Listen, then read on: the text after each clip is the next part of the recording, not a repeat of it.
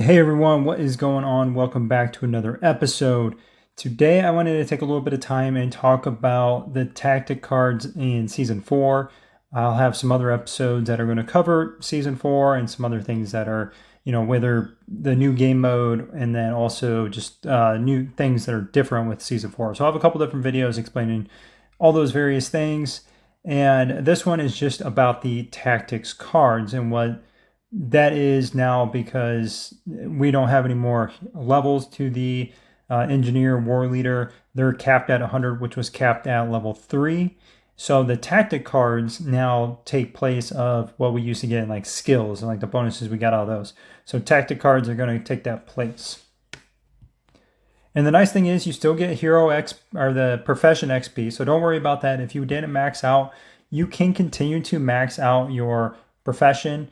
For me, I'm still at 44. I only got up to, I think, 43 before the end of season 3 last season because I just started this account. So for me, I'm just going to try to see how high I can get because then I'm always going to be able to unlock more stuff out here. So that's good. But then in addition, I don't have to worry about getting certain levels unlocked in my profession. The tactic cards are something completely separate from the level. And it doesn't matter if you're war leader or your engineer, the tactic cards are the same. If you find this video useful, please leave a like and subscribe, and let's jump into the tactics cards. All right, let's go ahead and talk about a couple things real quick. First of all, you're going to have 2 core cards. And this, I know I said that it doesn't matter what your profession level is, but most players that have been playing for a while, your profession level should be about 80 to 90 at a minimum. I'm only low because I just started. So most players that are headed into season 4, their profession level should be pretty high, or you should be hitting level 80 pretty soon. But as you can see, you are not able to unlock the core cards and use, or sorry, you can unlock the core cards, you just can't use them until you get to level 80 on your profession. However, the other cards, these ones right here, I can use and equip. So that one, it's not affected by your level. These are unlocked every single day. These ones, however, are going to be affected by your level. So that's a bit of a downside to this. So if you aren't level 80 yet or pretty close to it, you are still able to use these cards on the top side. The core cards, which we'll get into, do have the biggest bonuses when you level them up. All right, so let's go ahead, do some pulls here. So I have 12 of these uncommon cards. Let's go ahead and we'll just run the animation just to see what it looks like. Pretty simple, really nothing to it. I like it. It's not like a 10-second drawn out animation just to get some of these cards. I did get a purple. Pretty sweet. That's going to be very helpful. And right away, when you're looking at the probability of getting these stats, and we'll look over that in a second, you'll see when you pull these, there's a ton of these random stats down here. There's probably like 15 to 20 different random stats they can get. So when you open them, you're not going to have the same stats down here as everybody else. So when you open this up and you get the Harvester Lethality, this card, the basic effect is going to be the same for everybody. The random stats, you could get better random stats than somebody else. So let's go ahead, back out of here. We got a couple cards. And let's open up this. Check this out. And we got a core card, which unfortunately I can't use. But you can see the core cards add a ton of power to your team.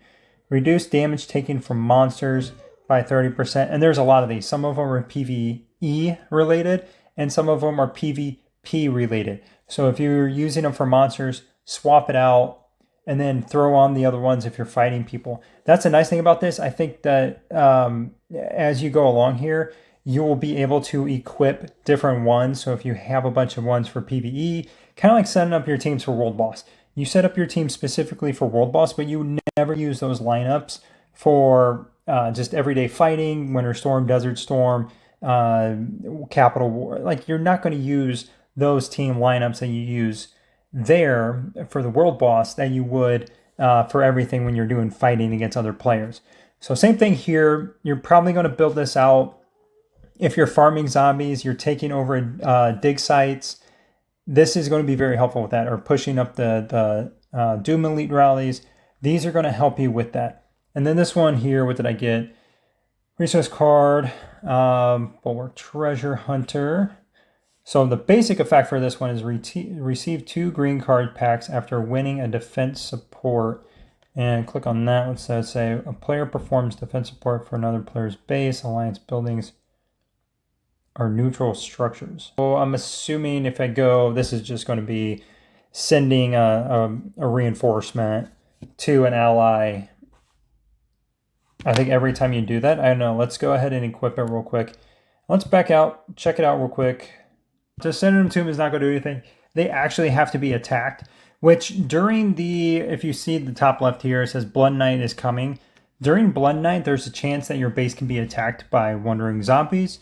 If you do get hit, I believe if you are reinforcing somebody and they do get hit while you're reinforcing them by one of those zombies, I believe that counts as a win. I don't know if it has to be PvE or PvP or PvE related, but either way, I think this is going to be pretty cool to have because then you get tons of those uncommon cards for free potentially. And I wonder if that works also for the zombie siege. Because if you think about this, you can sit there and just reinforce the same person over and over again. And as long as you're winning, you should be able to get a ton of cards. So we'll have to test that theory out and see if that really is what happened. And as you can see at the bottom here, boost iron output 2.78%. Free speed up time for construction, 3 minutes and 51 seconds. So pretty good random stats. I think these are pretty good random stats that I pulled out of this. And just so you know, top is going to be battle related. The bottom are the resource cards. These are the resource cards out here, battle cards up top. So as you collect these, you can't just load up all on battle cards. You're going to have to run some resource cards and vice versa. You can't load up on all resource cards. And down at the bottom, when you click the little book looking icon, you can see all the core cards. So this is one I have, but then there's several other ones that you can unlock. Most of the core cards seem to be battle focused when you look at them. Increasing training speed. I don't know if you want to call that battle focused or resource focused. I would think more battle focused if you ask me. And then of course, this one's PvP. It tells you right there. And then you have ones that increase attack, march speed, things like that. And then going over to the battle cards, you can see all of the different battle cards you can get. And then same thing with the resource cards. Tons of different cards that you can pull. And the other thing too, like I was saying, so if you click on this to where you pull and click the little info button up at the top right, it's going to tell you when you open up the pack. So this is a legendary tactics card pack. So that's that gold pack that I bought out of the store earlier. Open it up and it's guaranteed a gold core card. And then this tells you when you get it leveled up to level 6, the stats that would be included with this. And then opening epic tactic cards packs, so purple boxes, you saw you got a pretty good chance of pulling legendaries. Epics are extremely likely here. And then, of course, you don't have to worry about pulling any purples any blues or greens out of these packs. So purple guaranteed, chance of a legendary core card out of here. But battle cards out of here, you can see, or you do have some resource cards in here too, sorry. You click on here and it's going to tell you when you open this up kind of what you're getting and the random stats. So you can get 2 to 3 random stats with the purples and it'll tell you all the different stats that you can get, whether it's march speed, gathering speed. And this is nice, but at the same time, when you're trying to build a team and you really want to go all in on that PvP. I mean, well, I guess even PvE, it'd still be the same thing. But you're really focused on just building a really beefy team. You want to get your attack up as high as you can, defense, whatever it is. You're really just focusing on doing as much damage as you can or winning those PvP fights. The last thing you want to do is open up some of these cards and get something like gathering speed or defense support, march speed. I mean, those are useful, but people really want to have increased attack. They want to have HP. They want to have defense. Those are going to be key attributes to have for your teams. But overall, I think these attack cards, the battle cards, are going to have mostly PvP related skills on here. I just know, boost load capacity, those would be some pretty low roll items. You really wouldn't want to get that on your team. Not like anybody really is excited about getting increased load capacity. I think more people would be excited when they're pulling things to increase attack, defense, things like that. And then going down to a resource card here, you can see basic effect increases the time armored truck loot can accumulate. So in the little truck you collect your loot from every day, that increases. And then you have all these random stats here, anything from research speed and construction speed, which are probably pretty good. Unit training speed, obviously very good for PvP. And then if you scroll down, boost food output, iron output, those would be kind of okay. And then boost max daily resource plunder limit. That could be somewhat useful. 4 to 10% if you're really trying to farm. I don't know, because you hit that cap so fast. I don't think this would be necessarily the greatest thing ever if you got that. I think something like research speed, construction speed, unit training cost, I think those would be probably the better ones to get.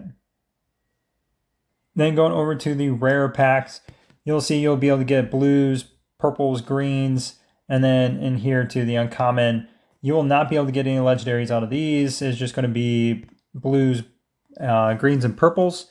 And then scrolling down, if you did take a look at the purples and the blues and the greens, you'll see a lot of these, they only have either basic effects, or if they have the random stats, it's only one random stat for the blues. So these are a big drop off from purples and gold, which of course the golds are the legendary core cards. You can only get 2 of those anyways. Looking at these, I have this one unlocked, so it's not going to show me the max stats on here. But if I go over to this one, you'll see base stats. So all of these are going to have the same base stats if you click on them. 10%, 10%, 10%, 10% for the attack, HP, defense, and PvP battles. So these are great. They're great cards. Doesn't matter which one you get. You can equip it right away and start getting these stats.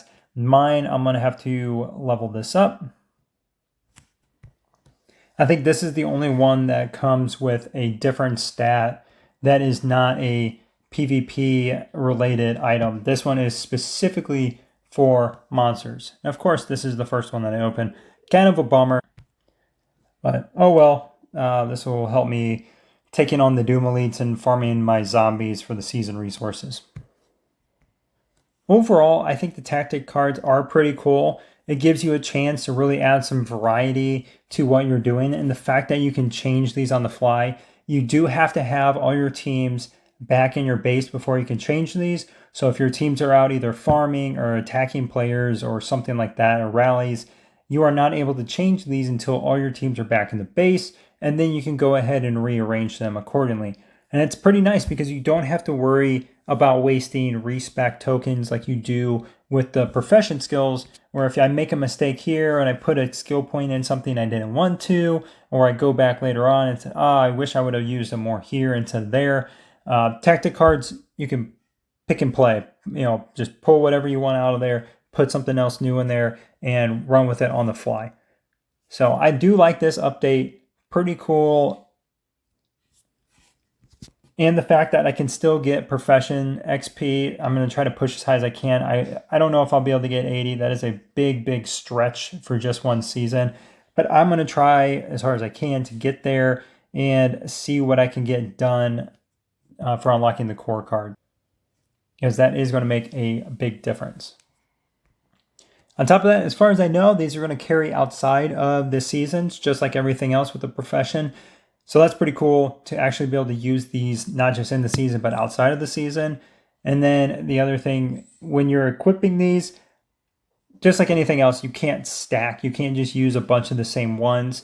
You have to use different cards on all the different slots. Let me know down in the comments below if you think this is a pretty good update, or do you think it's more confusing. I think it's just going to be one of those things where once you get started and start using it, it's just going to be so much easier down the road. I think there's just going to be that initial kind of figuring out what works, what doesn't work, what's going to be good, what's not good. looking at these cards, it's hard to say exactly what's going to be the best cards. Part of it's going to be how lucky you get, what you pull, and then the stats, the three stats, the random stats at the bottom from the purple cards.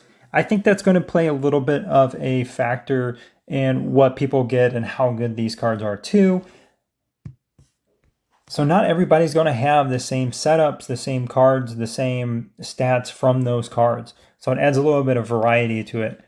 Anyways, thanks for watching, everybody, and I hope you have a great day.